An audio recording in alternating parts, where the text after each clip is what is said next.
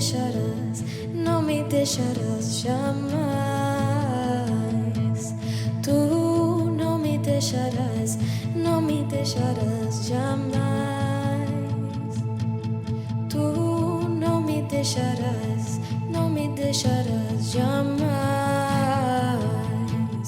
Tu não me deixarás, não me deixarás jamais.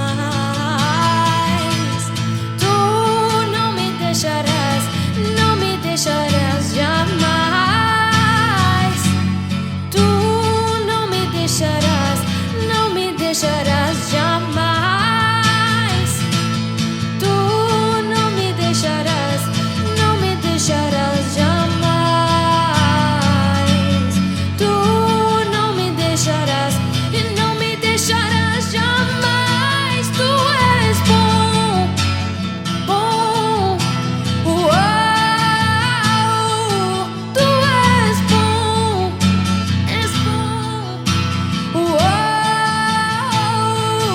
Tu és bom, bom, uau. Tu és bom, uau.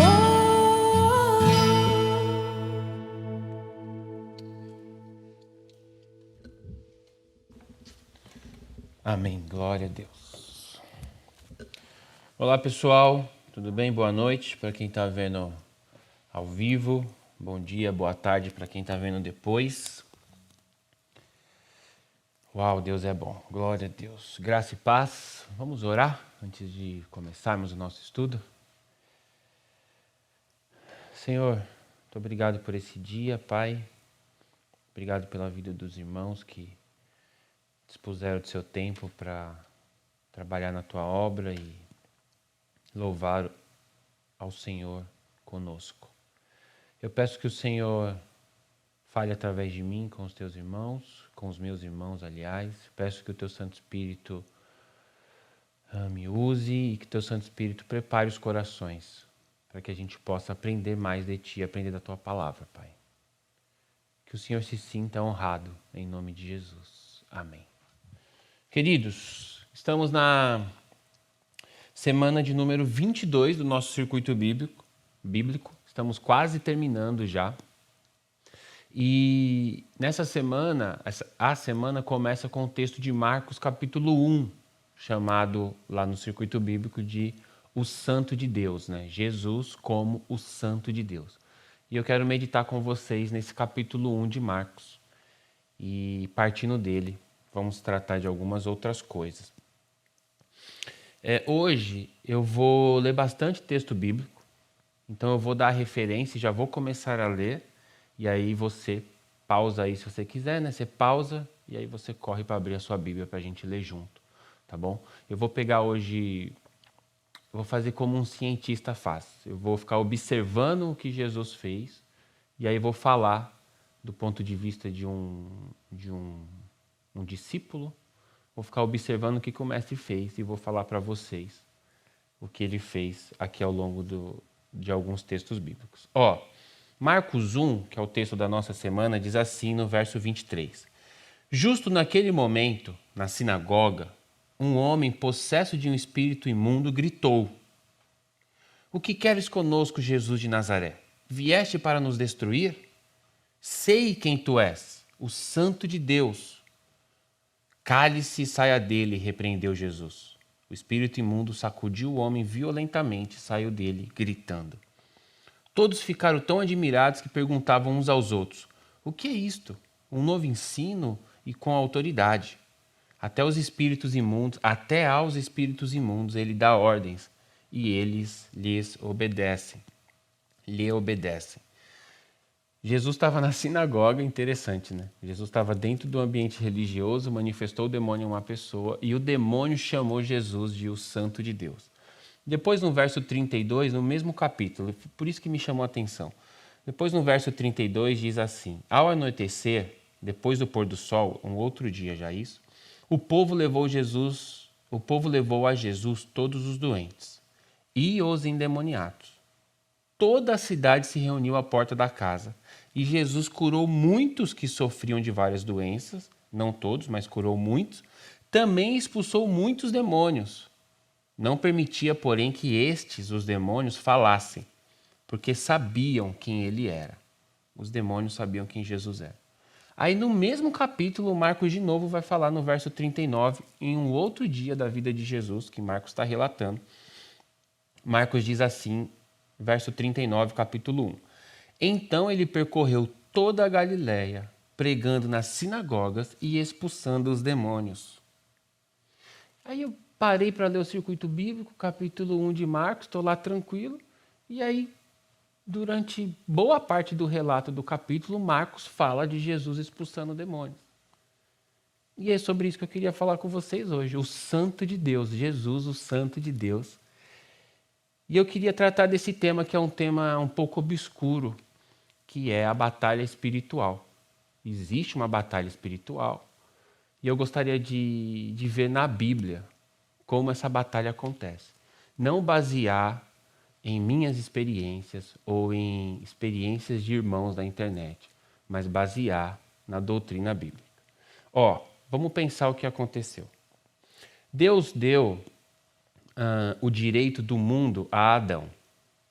Adão, quando pecou, entregou esse direito do mundo na mão do inimigo. Por isso a morte entrou. Num lugar que só tinha vida, entrou a morte.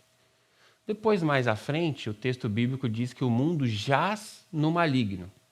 Então, o mundo está morto e enterrado, porque jaz é enterrado, jaz no maligno. Depois, um outro texto bíblico diz que o diabo, ou o maligno, é o príncipe deste mundo, onde nós estamos vivendo. Aí pensa, Deus criou toda essa beleza, colocou o homem lá no Éden, e o homem entregou o direito do que era de Deus ao diabo.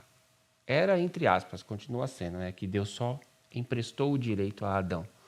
Toma conta aí da terra, dá nome para os bichos. E durante muitos anos, irmãos, o diabo escravizou a humanidade. Até que veio Jesus. Jesus nasce, o diabo começa a perseguir aquele bebê. O diabo não é onisciente, ele não sabe de tudo, então ele precisa perceber o que está acontecendo. Ele começa a perseguir aquela criança através de Herodes, através de várias outras pessoas, personagens bíblicos. Mas ele, pela graça de Deus, não consegue atingir aquela criança cresce. Até que essa criança se torna um homem e é o quê? Batizado. Quando Jesus é batizado no Jordão, a Bíblia diz que vem sobre Jesus o Espírito de Deus. Aquele momento para frente, Deus passa a habitar na terra. Vem o Espírito de Deus sobre Jesus.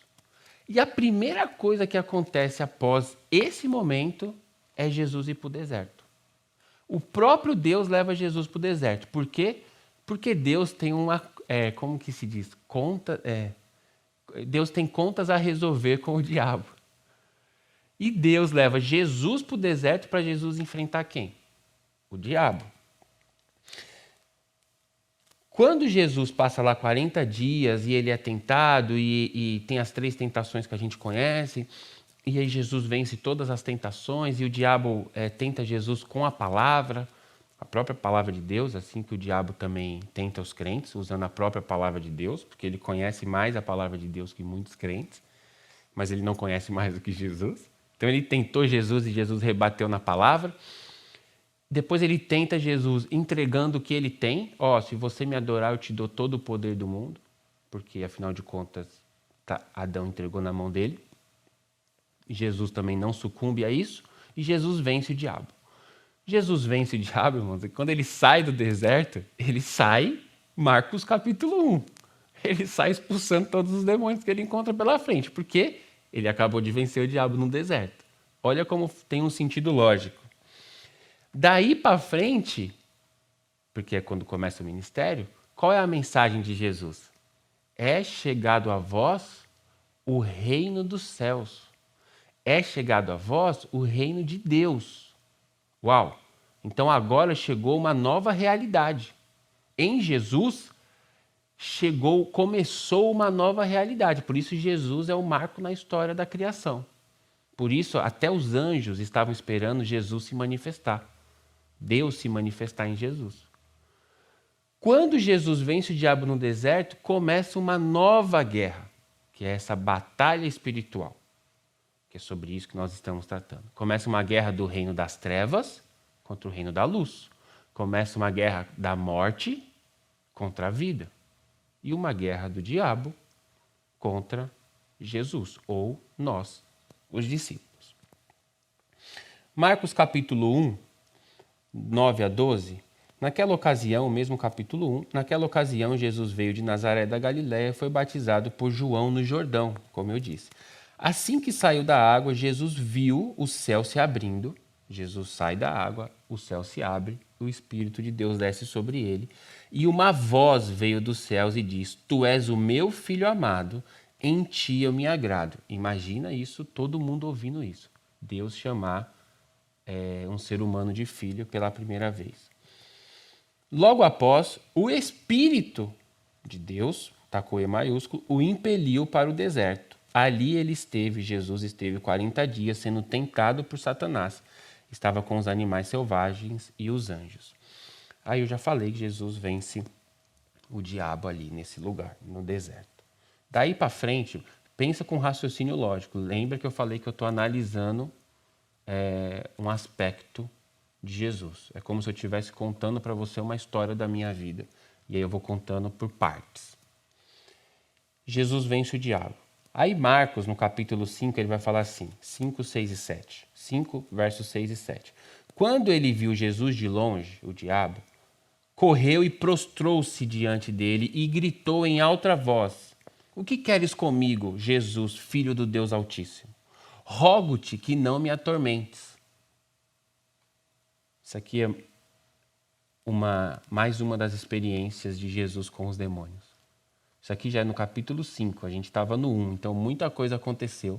Jesus chega lá na cidade de Gadara e o cara se prostra, os demônios que estão no cara se prostram, ajoelham diante de Jesus, porque agora Jesus já venceu. Agora os demônios se prostram aos pés de Jesus.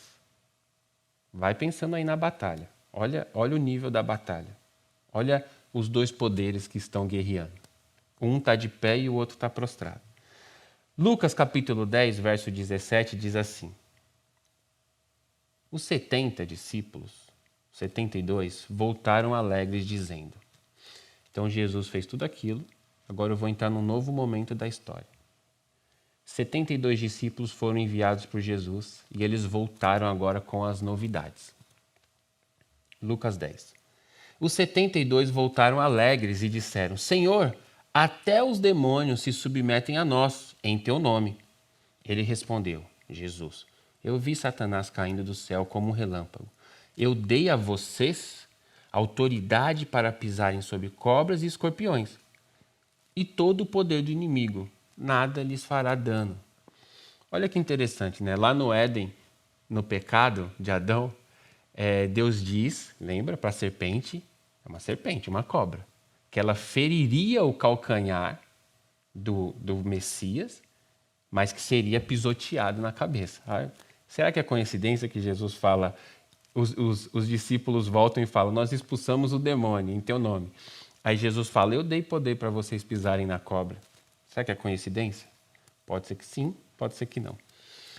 Jesus que venceu o diabo no deserto, aquele Jesus que andava e os demônios se submetiam a ele, esse Jesus compartilhou o poder dele com os discípulos. Agora o diabo tem que obedecer também os discípulos, por causa da vitória de Jesus no deserto. Eu sempre uso esse exemplo que eu acho legal. É como o menino que arruma briga na escola e chama o irmão mais velho. Aí o irmão mais velho vem e resolve todo o problema. Jesus é nosso irmão mais velho. Então o cara se deparou com o demônio e ele fala, sai em nome de Jesus. E o demônio tem que sair. Essa é a batalha espiritual que o povo tem medo por aí. Mas perceba, eu não estou dizendo que não existe a batalha espiritual. Existe, mas ela não é como muitas vezes é ensinada. Olha o que diz Colossenses, Paulo, né? Agora já é Paulão lendo Jesus. Colossenses 2,15. Olha, vamos com calma. E despojando os principados e as potestades, publicamente os expôs ao desprezo, triunfando sobre eles na cruz. Eu li aqui na versão da Nova Almeida, porque eu uso as palavras mais fortes. Jesus venceu no deserto. Aí Jesus dividiu o poder dele com o povo, com os discípulos. Aí Jesus foi para a cruz. Outra história agora, certo? Eu estou na linha do tempo. Jesus foi para a cruz. Na cruz, olha o que Jesus fez. Ele despojou. O que é despojar? Quando você vence, então 2 exércitos estão guerreando. O exército que vence pega todos os bens do exército inimigo. Despoja. Pega o despojo de guerra. O que o diabo tinha, irmãos? O mundo, a sociedade e os homens. O que Jesus fez na cruz? Despojou o diabo. Pegou para ele. Despojando os principados e as potestades, nomes para forças espirituais. E publicamente os expôs ao desprezo, triunfando na cruz. Ele não só venceu, ele triunfou. Então, no deserto ele venceu. Na cruz ele triunfou. Ele, além de ter pegado o que Adão entregou para o diabo, ele, além de ter pego de volta, ele expôs o diabo publicamente. O que acontece aqui, é interessante isso, é porque a gente já está em 2020, a gente já tem a Bíblia toda pronta. Ninguém conhecia o diabo, irmãos. A humanidade não sabia contra o que lutar. A humanidade não tinha o conhecimento do bem e do mal, claro, mas não sabia. Tanto que quando Jesus expulsa um demônio, os judeus fazem assim, uau, que novo ensino é esse? Que autoridade é essa? Então, na cruz, Jesus expôs o diabo. Como? Ele expôs que o cara é um derrotado. Ele expôs, ele mostrou para todo mundo. Não tem como guerrear, não tem como ter uma batalha de forças entre um cara que triunfou sobre outro. Na cruz, Jesus expôs o diabo publicamente. Depois da cruz, o que acontece? Jesus ressuscita. Mateus 28:18 diz assim: E chegando-se Jesus, falou-lhes dizendo... Jesus agora morreu, 3 dias, ressuscitou. Agora ele está conversando com os discípulos. E ele diz assim: É-me dado todo o poder, no céu e na terra. Portanto, ide, fazei discípulos. Aí no texto de Marcos, que é o mesmo texto, é o mesmo acontecimento, e na leitura de Marcos ele fala assim: Ide por todo mundo, pregai o evangelho a toda criatura, curai os enfermos, expulsai os demônios. Por quê? Porque eu, Jesus ressurreto, tenho todo o poder, no céu e na terra. Então quem manda no céu? Jesus. Deus quis que fosse assim. Quem manda na terra? Jesus. E Jesus fez o que com todo esse poder que ele tem? Compartilhou com os discípulos. Portanto, ou seja, já que eu sou o todo-poderoso, portanto, por causa disso, vão e façam discípulos. As portas do inferno não prevalecerão contra a igreja. Então está lá o diabo e o sistema dele, governando o mundo. E a igreja entra nesse lugar por causa do portanto, por causa do poder de Jesus. A igreja entra nessa batalha e despoja, tira as pessoas do inferno. Por quê? Porque nós estamos no time dos vencedores. Atos, capítulo 26, quando Jesus aparece para Paulo, aí Paulo vai dizer qual foi a experiência dele. Quando Jesus aparece para Paulo, não. Paulo está relatando a experiência dele. Jesus falando no Atos 26:17. Eu o livrarei do seu próprio povo e dos gentios, aos quais eu envio. Jesus está enviando Paulo aos gentios, que somos nós, para abrir-lhes os olhos e convertê-los das trevas para a luz, do poder de Satanás. Então tem um poder, mas um poder de influência, do poder de Satanás para Deus, a fim de que recebam o perdão dos pecados, e aí continua. Então, Existem dois reinos. Ainda hoje existem duas realidades. Deus levantou Paulo, segundo esse texto, para tirar o povo das trevas e trazer para a luz. Deus levantou a igreja para tirar o povo das trevas e trazer para a luz. Essa é a nossa batalha. A gente só consegue fazer isso por causa de Jesus. Senão nós não teríamos condições. Nós, seres humanos, não teríamos condições de enfrentar um demônio sem Jesus. O problema é que a gente acha que o demônio ele só está onde ele está manifesto. Essa é a questão. Já vou falar sobre isso. Colossenses 1,13, que é Paulo ainda. Pois ele nos resgatou do domínio das trevas e nos transportou para o reino do seu Filho amado.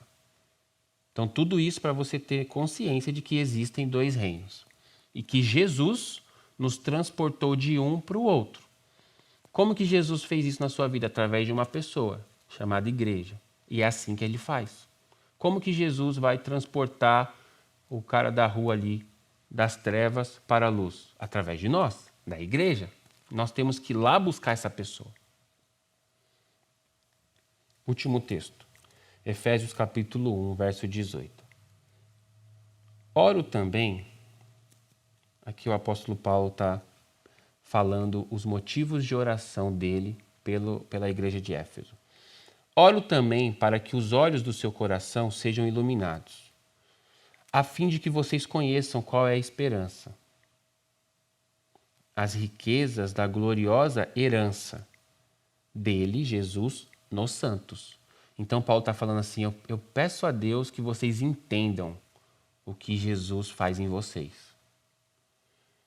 E a incomparável grandeza do seu poder para conosco, os que cremos, conforme a atuação da sua poderosa força. Paulo escreve muito bem, né? Ele está falando assim, eu peço a Deus que vocês entendam o quanto vocês são poderosos em Jesus e o quanto vocês podem fazer. Esse poder que eu quero que vocês entendam, esse poder, ele Deus, porque ele está orando a Deus, esse poder, ele Deus exerceu em Cristo, ressuscitando-o dos mortos e fazendo-o assentar à sua direita nas regiões celestiais. Deus pegou um negócio chamado poder, com esse negócio ele levantou Jesus dos mortos, trouxe Jesus para o lado dele. E ele pegou esse poder e deu para a igreja. E aí Paulo fala assim, eu peço para ele abrir o entendimento do seu coração para que você entenda o poder que você carrega. Muito acima, ele está sentado ao lado de Deus, muito acima de todo governo e autoridade, poder e domínio, de todo nome que se pode mencionar. Então Jesus está sentado aonde? Muito acima de todo governo e autoridade, coisas humanas, todo poder e domínio, coisas espirituais, e de todo nome que se possa nomear. Qualquer nome que você falar aí, qualquer nome de ser humano, qualquer nome de capeta, qualquer nome de deuses, qualquer nome, irmão. Não posso ser político aqui. Jesus está acima de todos. O nome sobre todo nome. Muito acima de todo governo e autoridade, todo poder e domínio, de todo nome que se possa mencionar. Não apenas nessa era, na época do Paulo, mas também na que há de vir. Aí presta atenção que aqui está beleza. 22, Efésios 1, 22. Deus colocou todas as coisas debaixo dos seus pés. Deus colocou todas as coisas debaixo dos pés de Jesus. E o designou cabeça de todas as coisas para a igreja. Então as coisas estão debaixo do pé de Jesus e Jesus é o cabeça da igreja. E a igreja é o seu corpo, a plenitude daquele que enche todas as coisas em todo lugar. Deus colocou tudo debaixo dos pés de Jesus. Só que Jesus é a cabeça. E a igreja é o corpo. E o pé está no corpo. Então Deus colocou todas as coisas debaixo do quê? Da igreja. Então, a igreja, não o crente, a igreja, o corpo de Cristo, é o ser mais poderoso que existe na Terra. Porém, porque está no mesmo Efésios 1 aqui, porém a gente não sabe disso. Por isso Paulo fala, eu oro a Deus para que vocês entendam quem são vocês. para que vocês parem de achar que vocês estão batalhando contra um vento que bateu a porta. E vocês entendam quem é o seu verdadeiro inimigo. Então, irmãos, não tem como ter batalha espiritual entre um que triunfou e um que é derrotado. Não tem. Simples assim. Pedro, mas tá bom. O demônio não manifesta? Manifesta, irmão. Aí que está o problema. O demônio continua existindo. O problema é que a gente não o conhece. Isso daria uma segunda parte dessa mesma mensagem. Talvez um dia. Falar sobre o nosso inimigo. O demônio existe, irmãos. E o demônio não tem poder nenhum. Mas ele tem uma coisa que você não tem. Ele tem muitos e muitos anos de vida. Então, assim, se eu tivesse 100 anos de idade, eu seria a pessoa mais inteligente. Se eu tivesse 1000 anos de idade, eu seria a pessoa mais inteligente do mundo. Eu teria 1000 anos de conhecimento acumulado. Então, o diabo, ele está aí desde antes de Adão, vendo eu e você. Ele conhece o meu olhar. Ele sabe que se eu olhar para uma menina, ele não lê a mente. O único que lê a mente é Deus. Só que ele lê os gestos. Os homens não fazem isso? Os policiais não fazem isso? É possível um ser humano conhecer o outro pelos gestos? Eu conheço a minha esposa pelos gestos que ela faz. Então, por exemplo, o diabo ele vai influenciando a gente, colocando pequenas coisas. E ele vai jogando verde para colher maduro, como diz o dito popular. Ele coloca uma tentação para o Pedro e ele vê se o Pedro vai... Se o Pedro não der mole, aí ele vai para outra tentação. Até ele ver onde ele vai me pescar. Ele não vai manifestar, parecer vermelho de chifre, que eu vou falar, sai em nome de Jesus. Ele vai ter que sair. Agora, o sonho do diabo é destruir o ser humano. E ele faz isso todos os dias, ele tenta isso todos os dias. Então tem muita gente, por exemplo, e aí a gente tem que entender os irmãos pentecostais que dizem essa frase, tem muita gente que alimenta capeta e que dá remédio para demônio, eles dizem. Porque muita coisa que a gente acha que é humana é espiritual. E muita coisa que a gente acha que é espiritual é humano. Por isso a gente precisa entender a palavra de Deus e entender quem é o nosso inimigo. Entender como ele influencia as nossas mentes. Como ele tentou cirandar Pedro e Jesus não deixou. Como ele falou na boca de Pedro. Pedro não estava manifestado. Pedro é crente. Crente não manifesta. Onde tem Deus não tem diabo. A casa está cheia. Se a casa está cheia, não tem como entrar mais alguém. A Bíblia é clara com relação a isso. Agora, se a casa está vazia, o diabo entra. Então, o diabo falou na boca de Pedro. Influenciou por causa de uma ideia boa, que era não permitir que Jesus morresse. Só que Pedro não tinha entendido que o plano de Jesus era morrer.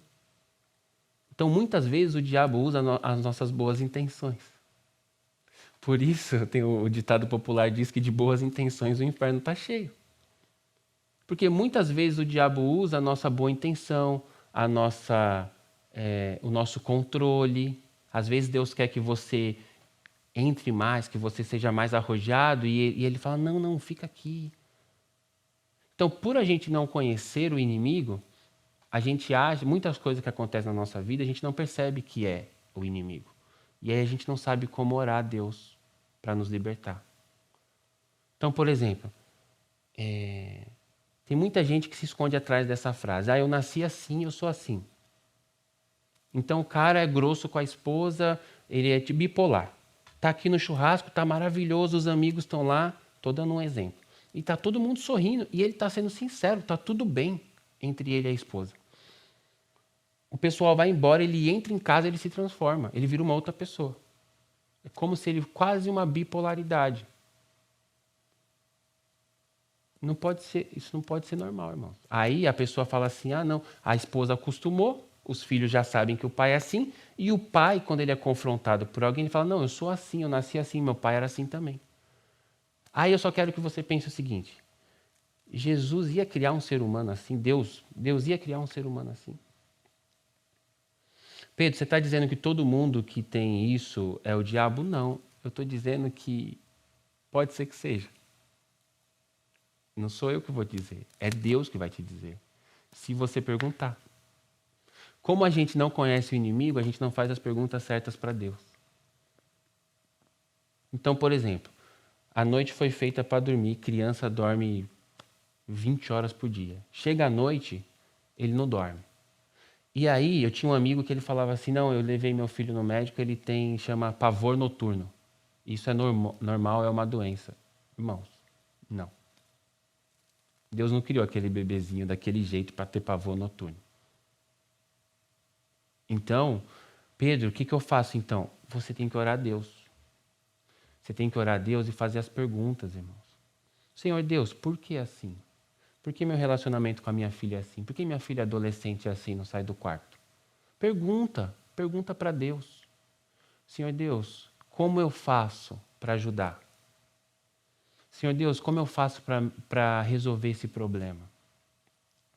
Leva no médico, cuida, faz tudo o que você tem que fazer. Faz tudo. E eu estou falando de verdade porque eu também faço. Mas de noite, ore ao seu pai em secreto. Senhor Deus, eu não aceito essa situação. Mas a gente não tem vida de oração e aí eu não ouço Deus. E também Deus não é o Google que ele vai responder em 1 minuto. Entra na presença de Deus sistematicamente, fica lá 10 dias conversando com Deus toda noite sobre o seu filho. Por que ele é assim? Sobre o seu marido. Por que ele é assim? Pai, o que eu posso fazer? Pai, onde está a brecha? Pai, existe alguma coisa que eu tenho que resolver? Pai, existe alguma coisa que eu posso ajudá-lo a resolver? Porque, irmãos, se o diabo não vai possessar o crente, ele pode possessar quem está do lado para perturbar o crente. Só que não vai ficar espumando e batendo os braços e gritando igual um doido. Isso acontece, mas você conta nos dedos os crentes que você conhece, que são sérios, que expulsaram um demônio. Porque não é assim toda hora que fica manifestando um demônio. Mas é assim toda hora que o demônio está influenciando as pessoas. Toda hora, 24 horas por dia. Ele está fora do tempo, ele não dorme. O objetivo dele é destruir você. Por isso você tem que correr para Jesus. Por isso você tem que entender que Jesus tem todo o poder e que o diabo não tem poder. E Jesus tendo todo o poder, você pode buscar nele a solução para o seu problema. E o seu problema pode ser espiritual. Se não for espiritual, usa a sabedoria que Deus deu para o ser humano através dos remédios, da medicina e da ciência. Ótimo. Nós usamos. Agora, se for espiritual, não vai resolver com remédio. E aí tem inúmeros casos na Bíblia. Deixa eu puxar alguns de memória. Tinha um rapaz que estava mudo. E quando Jesus expulsou o demônio, ele voltou a falar. Então ele não era mudo. O demônio deixava-o mudo. Então a gente tem outros relatos. Relatos de pessoas endemoniadas, uma menina endemoniada. Jesus expulsou o demônio, ela caiu e ficou no chão dormindo. E Jesus falou, pode levantar que já não tem mais demônio. Uma vez que o crente deu a ordem, já foi. A ordem é cumprida. Não precisa ficar repetindo, não precisa falar 2 vezes. Então, por exemplo, o diabo é o pai da mentira. E aí eu vou terminar agora, porque eu acho que já está longo. Se você tem uma casa, se entra um trombadinha na sua casa, um ladrão, ele entrou, vral, e você viu que ele entrou. Aí você pega a sua filha, corre para fora, chama a polícia. Se a polícia ficar do lado de fora gritando para o ladrão sair, ele não sai. Quantas vezes você já viu na televisão isso? Ele não sai porque ele sabe que ele já foi pego, que já era. Então, se ele for, por exemplo, um trombadinha, um menino, e não for um bandidão, ele vai se esconder. E ele não vai sair da casa, mesmo você gritando, eu sei que você está aí, sai. Essa é a oração do crente. Eu sei que você está aí, sai. Só que ele sabe que você sabe que ele está lá, mas ele sabe que você não sabe onde ele está. Quando que esse trombadinho vai sair? Quando o policial entrar lá e pegar ele debaixo da cama, dentro do guarda-roupa, onde ele está escondido, e tirar ele e prender ele. Isso é um exemplo. Então, Pedro, você está dizendo que eu tenho que saber onde o demônio está? Não, eu estou dizendo que o demônio é o pai da mentira e ele vai jogar com você o tempo todo. O tempo todo ele vai ficar jogando com você. Então, você tem que recorrer a quem é a verdade, Jesus. E aí, quando você fala com Jesus, Jesus joga a luz. Puff, e aí você sabe onde está. Aí você vai falar, putz, então aquele problema, esse temperamento que eu tenho foi motivado por uma briga que eu tive com meu pai quando eu era criança e eu e meu pai a gente não se conversa há 40 anos. Pode ser que Deus te mostre. Buscar-me-eis e me achareis foi a última mensagem que eu preguei de domingo. Não existe a possibilidade de você perguntar para Deus e Ele não responder. Existe a possibilidade de você não esperar a resposta e existe a possibilidade de você não gostar da resposta. Isso existe. Mas não existe a possibilidade dele não responder. Então, enquanto eu estou falando, se Deus estiver trazendo alguma coisa no seu coração de problemas que Deus falou assim, tá vendo isso, tá vendo aquilo, leva diante de Deus. Não ligue para mim, não procure super-heróis, não existe homem mais poderoso que o outro, existe Jesus Cristo. E você é um crente como eu. Vai diante de Deus e fala assim, Senhor Deus, a situação é essa. O que eu faço a respeito? Qual é o meu papel? Onde eu tenho que abrir mão? Quem eu tenho que perdoar? O que eu tenho que fazer? Qual o problema eu tenho que resolver? Tá bom? Saiba que Jesus é o Todo-Poderoso e você está perdendo tempo se você não usar o poder que Ele te deu. Então, existe sim a batalha espiritual, mas ela já foi vencida. Agora existe uma batalha pela sua mente. E nessa batalha nós estamos perdendo. Porque a voz que fala aqui, a voz do demoninho que fala aqui, soa muito mais alta do que a voz do Espírito Santo que fala dentro de nós. Vide as nossas queixas e a maneira que a gente vive. Então, vistam-se da armadura de Deus, proteja a vossa mente. Proteja a vossa mente. A gente come por aqui, pelos olhos, e a gente come por aqui, pelo ouvido. Então, dependendo do que a gente está comendo, a nossa mente está protegida ou não protegida. Aí a batalha espiritual acontece aqui, na sua mente. Enquanto Deus está falando que você é herdeiro e filho, o diabo está dizendo que você não consegue fazer o que você quer fazer. É uma batalha de argumentos. Você vai vencer essa batalha quando você descansar no poderio de Jesus Cristo. Amém? Termino por aqui. Quem sabe um dia a gente continue e a gente fale sobre quem é o nosso derrotado inimigo. Então, Jesus é o santo de Deus e o diabo é o inimigo derrotado. Vamos orar? Papai, muito obrigado porque o Senhor resgatou Jesus da morte. Muito obrigado porque o Senhor o sentou, digamos assim, o assentou à sua direita e hoje ele reina absoluto. Obrigado, Senhor Jesus, por ter ido até o fim. Obrigado, Senhor Jesus, por ter vencido no deserto. Obrigado, Senhor Jesus, por ter compartilhado o seu poder para conosco. E eu peço, Pai, que através do Espírito Santo, que através do Cristo, o Senhor revele aos meus irmãos e revele a mim também o que nós temos que resolver, quais as brechas que estão aí e o que é humano e o que não é humano. Eu peço que o Senhor responda, Pai. Eu sei que isso é uma promessa, mas eu estou somando a minha oração a dos irmãos. Eu peço que através da Tua misericórdia o Senhor responda mais rápido as nossas perguntas, porque nós somos uma geração de inquietos, Pai. A gente precisa ouvir logo a resposta. Então que o Senhor fale aos nossos corações, Pai, quais são os problemas e quais são, entre aspas, as batalhas pessoais que cada um tá lutando. E eu peço, Pai, que os meus irmãos alcancem a vitória que eles já têm em Jesus, mas que eles tomem posse, que eles peguem a vitória e que eles entendam, como o apóstolo Paulo orou, que eles entendam o poder que eles carregam. Essa é a minha oração, Pai, em nome de Jesus. Amém. Tchau, irmãos. Beijo do gordo.